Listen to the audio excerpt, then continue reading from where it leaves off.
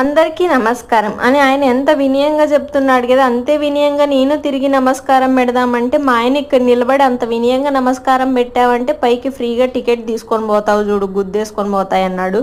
ఇంక వద్దులే స్వామి అని చెప్పేసి వచ్చిన పని చూసుకొని పోదామని మామిడికాయలు కొనుక్కొని వచ్చినాం. అయితే ఈ బుట్టలో ఈ పండ్లు కనిపించాయండి. ఇక్కడైతే నాకి మా ఆయనకి పెద్ద యుద్ధం జరిగింది. అవేమో బంకీరకాయలని, బంకీరకాయలు అయితే ఇంతలా ఉండవు, చిన్నగా ఉంటాయని చెప్పేసి నేను ఒకటి టేస్ట్ చూద్దామా అంటే మనకి లోపల భయాలు ఉంటాయి కదా, అమ్మ ఒకటి తింటే వాళ్ళు తిడతారేమో, మళ్ళీ మనం ఆ తిట్లు పడాలా అని చెప్పేసి ఊరికి వదిలేసి వచ్చాను.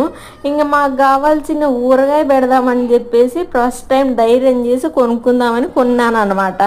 ఈయన కట్ చేయడానికి 30 తిప్పలు ఆయన పడింది కాక మమ్మల్ని కూడా పెట్టాడనమాట.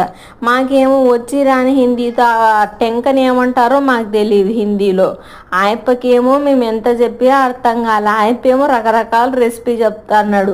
మీరు చక్కెరతో పెడతారా పికిలు, ఓరికి ఇట్లా బొక్క పెట్టి మేమైతే గిన దాంట్లో మసాలా నూరి పికిలు పెట్టుకుంటామంటాడు, గుత్తొంకాయ లాగంట.